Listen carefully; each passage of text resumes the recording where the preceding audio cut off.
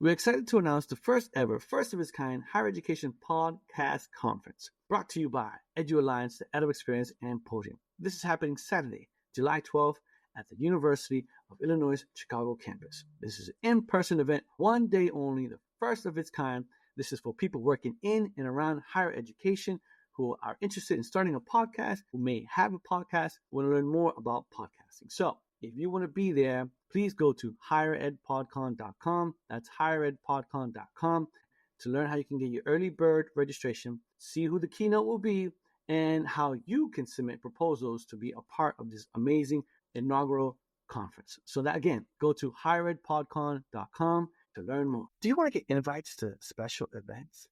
Do you want to get exclusive early access to ad-free episodes, extended episodes, bonus episodes, behind-the-scenes episodes, and original content?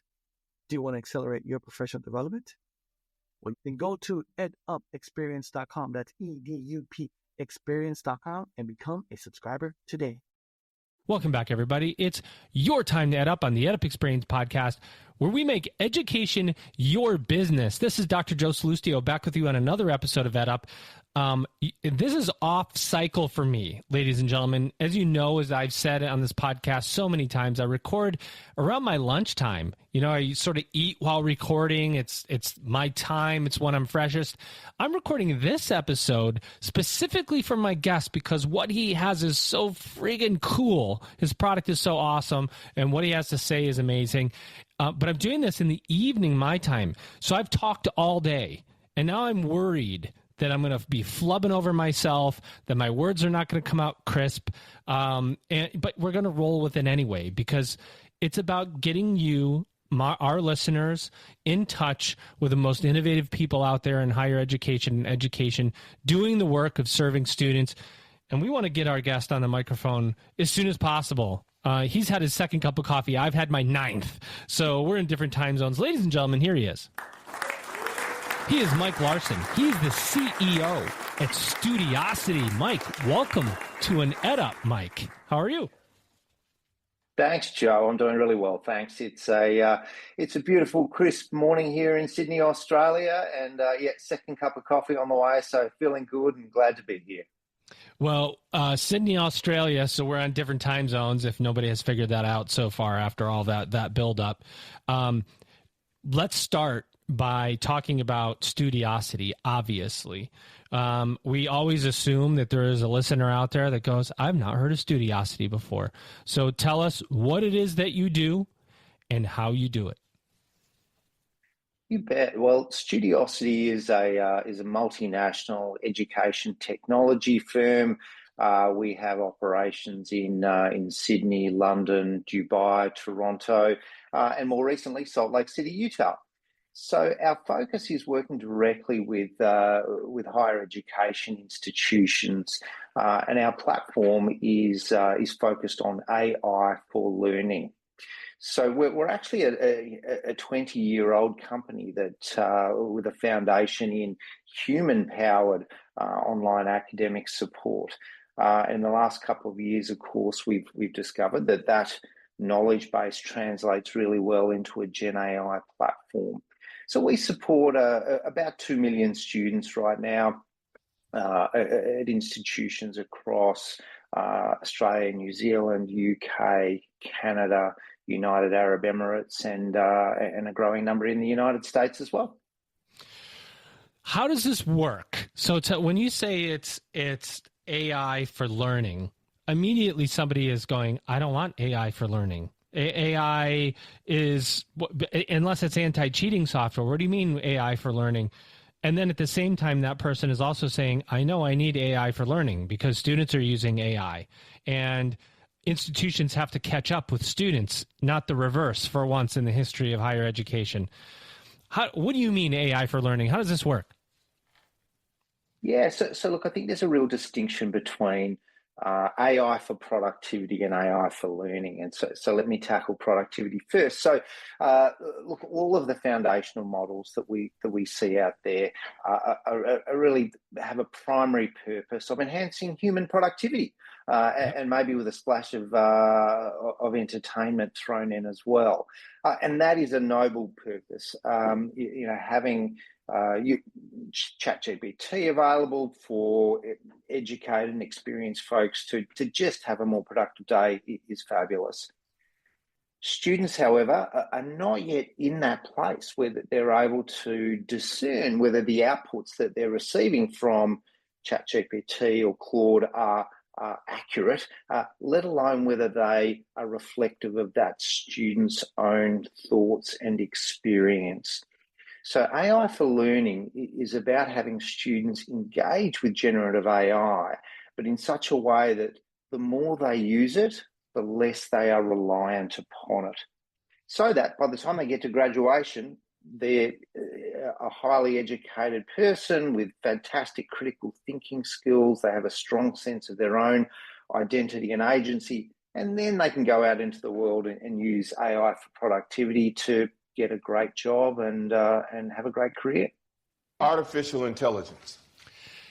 This is interesting. This hasn't come up before, I don't think, in all of the 1,100 episodes I've recorded.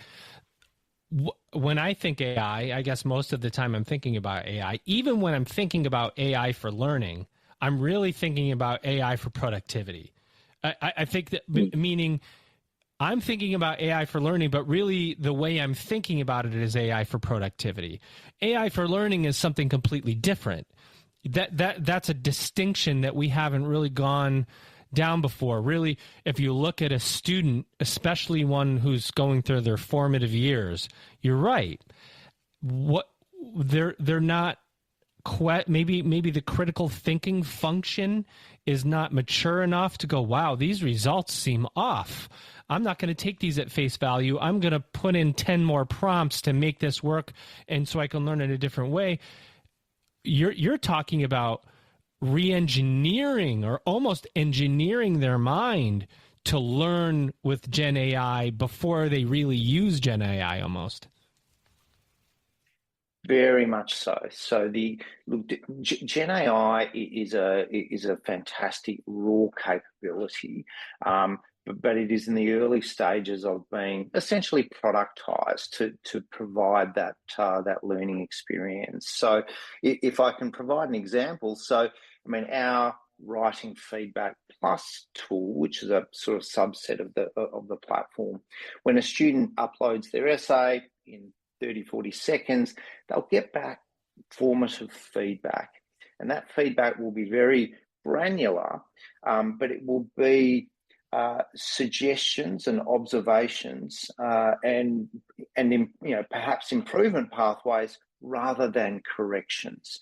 And look, this is what native Gen AI is built to do, is to generate, hey, no worries, I'll fix that for you. 37 errors, want me to correct them? You bet.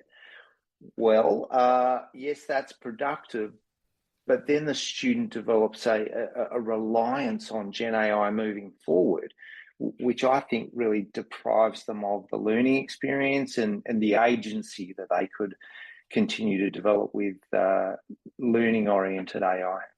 Amazing. My mind's kind of getting blown right now because you're right. Students, it's funny. I was in front of a group of college presidents recently here in the U.S., and there was a student on a panel talking about how they won an award for a paper, and they didn't write a single word.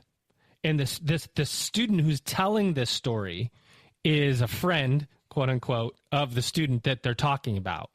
And the student went into ChatGPT and then into Claude and ran it through Human Eyes and ran it through this. And so they could get through all the detectors and submitted it to some award and won an award, and was touting the fact that the student didn't write anything. It didn't do anything. And the crowd sort of stunned at this point going, wow, okay, wait a minute. The student is using Gen AI tactically and learning nothing. And how, if we just accepted the fact that AI can be used for learning instead of that it's going to be used for students to cheat, which is the way higher ed really thinks about it a lot. Like that's the way faculty think about it. If you use AI in my class, you're failing the class, you're going to fail out of school. Don't even think about it. We're going to make you write with a number 2 pencil on a piece of white paper with lines on it. If we embraced it and we used it in a formative way, instead of it saying, here's how to write this, it said, here's how you should think about this concept when you write about it.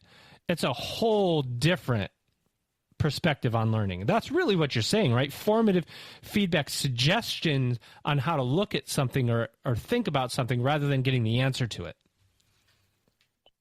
That's absolutely right. And look, I think the most sort of delightful piece for students is the feedback around critical thinking. And so our models have been trained to provide feedback that's aligned with Bloom's taxonomy of higher order thinking.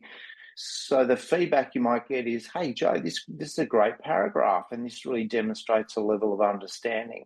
The next level of higher order thinking is analysis. You should consider comparing your findings from this paragraph with that and go further. So actually guiding students on that critical thinking journey, because what we hear from students quite often is, I keep hearing this phrase critical thinking and I just don't know what it means.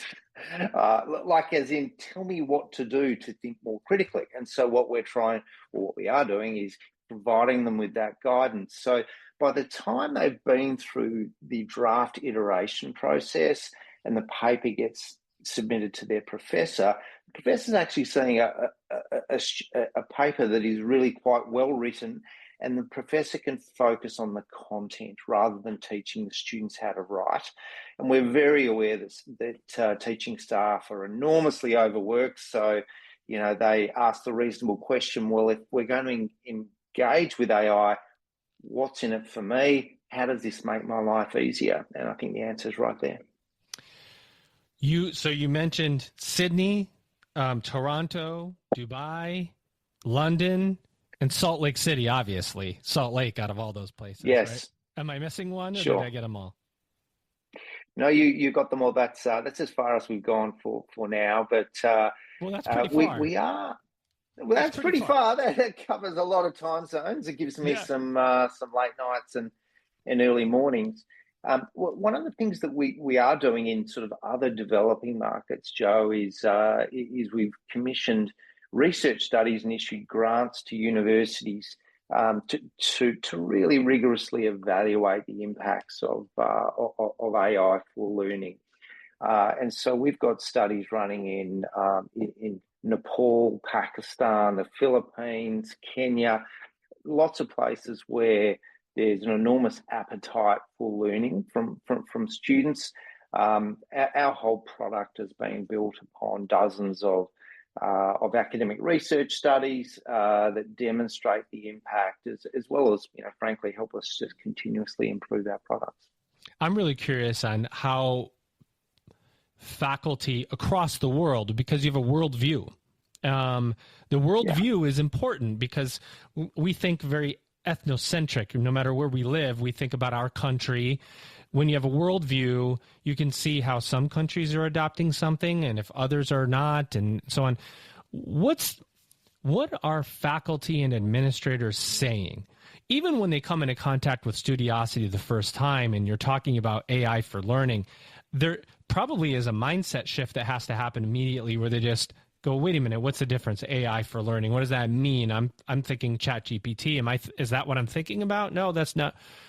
Is adoption easy when you're talking about Studiosity? Do you have to retrain them to think in a new way because we're put off by AI sometimes in the academy and academics where we're going, no, we what's it been like out there as you talk to faculty and administrators across the world? Yeah, look, I'd say these conversations are evolving. In the early days of our sort of release of Gen AI products, there was sort of some mystification because folks didn't yet see the difference between AI for learning and AI for productivity. So there was initially pushback because the institution was still developing their AI policy. They had a working group and then a steering committee, and so there was initially some caution. Where we were able to overcome that was because we have hundreds of colleges and universities that have worked with us for up to a decade or more. They were able to see that, hey, we're going to be getting the same product here in Writing Feedback Plus and Study Assist. It's informed by all of this research. It's the same student experience, it just happens faster. And frankly, more consistently and with a greater depth of feedback. So we had the advantage of being able to migrate existing partnerships straight into Gen AI. So we launched the product first in February of last year, and we had already had, I think, about a quarter of our institutional partners had already agreed to migrate before we'd actually even launched the product. So I think that's a testament to the appetite for AI for learning that's out there, as well as I think the confidence that folks have in Studiosity and our academic advisory board and our chief academic officer, Professor Judith Sachs, and our sort of rigorous approach to quality assurance. We have a QA team with humans in the loop, so the models are constantly being monitored and fine-tuned and improved. So it provided universities and colleges with a middle way where they could adopt AI, but without the risk of unconstrained AI and potentially endorsing students using AI to just produce the work for them. Let's go. I like that a lot, because I think, and I actually give a lot of keynotes, and one of the things I tell people out there in higher ed that are thinking about AI adoption, even just starting to think about it, you start with your current vendors, because your current vendors, like Studiosity, are ahead, and they're already thinking about this a year or 2, 3 in advance. And so you don't just go buy AI. You have to look at the people like at Studiosity who are building it, and then you already have it. All you're doing is migrating from one pathway to another, something that might have been effective and slower to something that's more effective and faster. But there are still there's probably new business out there that you want to have. And I talk to college presidents literally probably 3 or 4 a week on a consistent basis at this point. And the range of adoption, not even adoption, the range of conversation around AI, much like any technology, is all the way from no, never, not going to happen, all the way to how do I get it 5 minutes ago. The difference is that we're talking about adoption of a technology to serve a student, not just serve ourselves, even though we have to do that too. We have to adopt it and for the betterment of somebody else. When you're talking to potential customers for Studiosity and you're getting in there and you're having conversations, is it easy to make them see the benefits of implementation of AI? Is there an appetite generally for at least having the conversation, but maybe not understanding fully what it's going to take to get there? Nervousness? Is it fear? What do you broadly? What are you seeing? Do you want to get exclusive early access to ad-free episodes, extended episodes, bonus episodes, original content, invites to special events, and more? Do you want to accelerate your professional development? Do you want to get all this while helping to sustain EdUp? Then go to edupexperience.com. That's EDUP experience.com and become a subscriber today. Higher Ed PodCon is coming. Go to higheredpodcon.com. That's higheredpodcon.com to learn more. Look, there's generally enthusiasm for a conversation to understand what we're doing, to compare and contrast against the other potential pathways. So colleges can look at partnering, they can look at in-house development as well. And look, I think will be different strokes for different folks. Always. I think the most interesting, or perhaps the one I sort of view most quizzically is the internal development. Because I think universities have many capabilities, no doubt about that. But software development has not been historically one of them.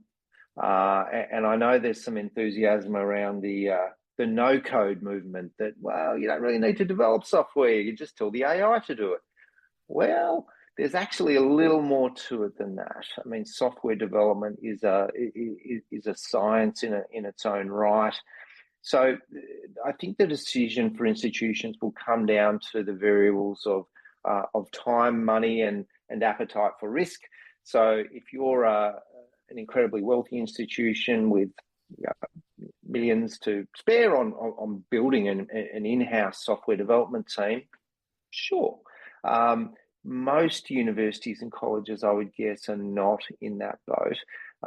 And so we'll be looking at products that have a demonstrable return on investment. And, Studiosity's proven a 4.4x ROI. And that's just on student retention and satisfaction that can really pay dividends quickly and allow institutions to engage quickly. Others have a longer time frame. They may choose to partner with one of the large foundational model companies and sort of help them develop a product that they can then buy from OpenAI later. There are lots of different pathways here I think universities can explore. Well, 4.4 ROI, let me try that again. See what I told you, my tongue was not working, my words weren't going to come out right. A 4.4x ROI on student, you said retention and student satisfaction is not something to sneeze at. That's pretty significant. It is. And look, this is, I think, a global phenomenon, not just in the US, but student attrition is an enormous cost to universities and colleges. The amount of money that's spent on recruiting and attracting students in the first place is phenomenal. But to then lose 10, 15, 20% of students or more every year is a huge lost opportunity. And it also, I think, can impact the sector's social license. So when you have millions of folks who have had 2 years in college and leave with a big debt and no degree, that doesn't help the sector's reputation.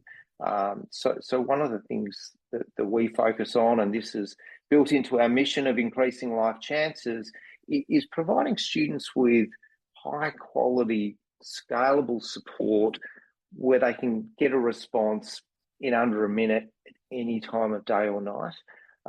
And so that just-in-time support model has proven to be incredibly powerful. I'm waiting to, it's your technology is so interesting because what you said, if I could quote you, was AI for, I can't remember exactly what you said, but it's not for corrections. It's for learning, right? AI for learning, not for corrections. Was that how you said it? And exactly, yeah. I'm waiting for the university. I've said it on this podcast to come out and say in their marketing, right? So let's take the 4x ROI on retention and student satisfaction and set that over here. It's a significant nugget. Put it over to the side. Imagine if, Mike, a university came out and said to parents or to the student themselves, we embrace AI at our university, but not so you get the answer, but so you learn how to think critically. And through this AI foundation that we have, you're going to learn AI at XYZ University. You're going to learn, not only are you going to learn how to use AI, you're going to learn how to use it to learn.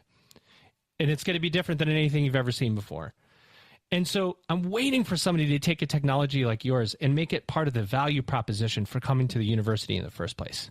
What do you think about that? Right now, that would be a huge differentiator, right? Don't you think? And that would give parents a lot of Absolutely. And it would give parents a lot of confidence, and those parents who may be questioning the value of higher education. Hey, how is this going to help my kid? Well, if they know that actually the learning experience that their kid was going to have wouldn't be the same mechanics as they themselves went through, but that the learning outcomes are, in fact, even better than what they experienced, I think that would give parents a lot of confidence. It would give just a differentiation of a university trying to do that with a piece of technology like this would be, potentially groundbreaking for that university, because parents, we're learning AI too, and we're going to it for answers, for corrections. Right. And the thought that comes in my mind, and my daughter does it. She's 10. She's not using AI like ChatGPT right now, but she says, "Hey Alexa, what's 25 times 40?" And she gets the answer, boom, just like that. No, and students at all levels are doing that. They're just going for the answer. They're going for the correction. And as a parent, you worry, is my kid really going to learn now? They're going to have so much access to information. Yeah. Are they really going to be able to handle themselves in a situation where they have to think about getting the answer? And wouldn't it be calming and confidence building for a university to say, we have an AI program that gives you formative feedback, so you have to think about your answer. We don't just give the answers. Our AI program is preventative, and that it doesn't give you the answer, but it makes you think through it. As a parent, I would go, sign my kid up for this. So that's what I want. I want them to learn. Yeah. Am I giving you ideas, maybe? Absolutely. And look, for sure. And I think, fundamentally, students want to learn as well. And look, I think we shared with you this student wellbeing report that we're just about to release on students in the States, higher ed students, and the amount of stress associated with AI use and academic integrity is through the roof, in large part because students want to use AI, but they're not clear on which AI to use and how to use it in a way that's compliant with the Honour Code. And so, in my humble opinion, the sector has an opportunity here to insert itself and say, actually, here's how you should use it, and here's how we're going to teach you to use AI to develop those foundational skills. And look, I've heard some radical views on this, Joe, from some folks in the sector that writing's dead, reading's dead, no one's going to do this in the future, which I would reject, mostly because as a species, humanity, we're a social species. We're always going to seek the company of others and look to collaborate and share ideas, and particularly in a workplace. I think what it means to be an educated person is that you have your own views and experiences and the corpus of facts that you carry around that allows you to contribute constructively to those conversations.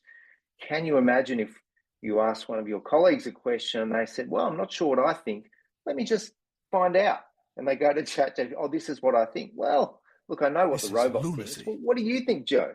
And so that's why I think student agency is at the center of this. We want students to be graduating with a strong set of core capabilities and a sense of who they are and what they think. I think that's what's good for our societies. Yeah, you talked about that there is a fear among students. I do hear it all the time. What did I pop off? Did you hear me? Did I interrupt myself, Mike? Did I freeze? No, I didn't freeze. Okay, so I'm just talking over myself. But students here don't use AI, but they come in wanting to use AI. But they say, which AI can I use and which can't I use? And at what point can I use it to? Can I use it to create an outline, or is that cheating? Can I use it to get me an answer? What happens if I submit something and a detection tool comes back and says that I used AI, but I didn't really?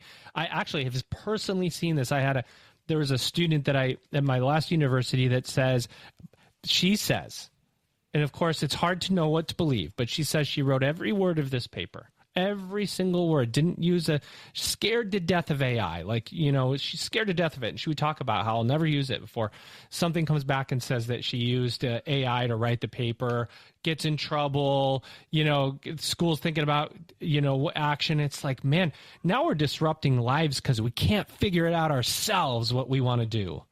We have to have strategy with this. And I think that's what you're also helping with, isn't it? Like, understanding the strategy of this usage for learning, and having a strategy is as important as anything else. Yeah, absolutely. And I think institutions are appropriately cautious in making any wholesale change. Education is a high stakes environment. What that has meant in practice is ask your professor. And so that means that there may be a different policy in every course and which will be different every semester. So without that clear messaging and consistency, we can expect students to get confused. So I think where we've been able to help is that Studiosity Plus is a tool and a platform that can be made available to every student uncontroversially. And so we have, in Australia, there are sort of 3 universities that I can think of with sort of 40,000 plus students that have gone, oh yeah, no, we know we can release this today. So our academic year is just about to start. So they've launched it to everybody. Wow. Same in the UK. There's about a dozen universities that have done the same there. So we're trying to provide a platform that actually meshes with universities' teaching and learning strategies today, knowing that, look, things are going to be different probably next year and the year after. This is a moving feast, but obviously we're pretty agile and equipped to continue that product development journey. Yeah, it's like the ultimate moving target right now. Without saying that certain countries aren't, that you're not seeing themes in certain countries, is there somewhere that stands out to you geographically, US, UK, Australia, APAC, where there's a stronger bend towards AI and AI acceptance maybe than other regions? Is it even across region? Is it varied? Are you seeing pockets of adoption versus others? What do you see from a geographical perspective? So geographically, I would say there's actually a fair degree of consistency. If I look across Australia, New Zealand, UK, Canada, where the difference in adoption lies is in the style of university. So the universities that have that are more civic, what we think of as civic universities, where their primary reason for existence is teaching and learning, and perhaps with students from historically underserved backgrounds, those institutions engage the most quickly, frankly, because their student attrition issues are the most pressing. So they are looking for solutions, and we've got a great program at Vancouver Island University in Canada, which is a fabulous university. We've also got a research study that's running at Georgia State's National Institute for Student Success. So they're a fantastic organisation that really has student success at its heart, and I think that what's been achieved at Georgia State over the last decade or so is really well known. So it's that type of university that frankly put students first and have student outcomes and student life chances as their primary reason for being. Now, you said that, I heard you, I thought at the beginning you said, and now Salt Lake, as if that was the newest of your offices. Is that right? That is, yes, indeed. So we've been sort of pondering when would be the right time for us to enter the United States, and that time is now. So we've consolidated our Canadian business unit into a North American business unit that'll be led by our SVP of North America out of Salt Lake City. So yes, I'll be at ASU plus GSV next month, and Nice. I expect to be crossing the Pacific a fair bit this year. Yeah, I was going to say you must be like a Million Mile Club on every airline at this point, Mike. Is that happening? You could say that. Last year, I think I circumnavigated the globe at least twice, which was pretty exhausting. But look, it's a labour of love, Joe. I really believe in what we're doing. I've been with Studiosity for 11 years, and I'm looking forward to another 11 as we continue on our journey. So for our listeners out there, maybe this is the first time they've heard about Studiosity. They've definitely learned something, as I have. I was familiar with what you did, but that just the nuance of the difference of AI for learning versus AI for correction, I think is such an important distinction for us in higher ed and us academics that are looking for learning to be enhanced. What else do you want to say about Studiosity to the audience? Anything on your mind? Anything coming up? Anything that you want us to know? I think the last thing I would add is just our approach to the technology and the development of the roadmap. So we describe all of our engagements as partnerships, and the reason for that is that we learn as much from universities as their students benefit from us. So we will be really enthusiastic about receiving input from university leaders and professors in the States. We don't expect that what we've developed elsewhere is a perfect plug and play for the United States, and we look forward to improving as a result. The other thing that I would add is in terms of large language models. So we've actually taken an LLM-agnostic approach. That meaning that we've developed an ecosystem in which we can have multiple models operating together, and this is in order to future-proof the solution. So there are some models today that are great at some things, not so great at others.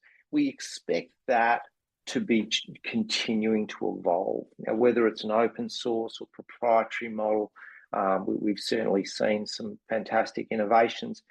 Our goal is to focus on institutional requirements and student success, and to be continually evolving the model set that we use so that we can produce great outcomes, and also do so in a way that's that minimises compute.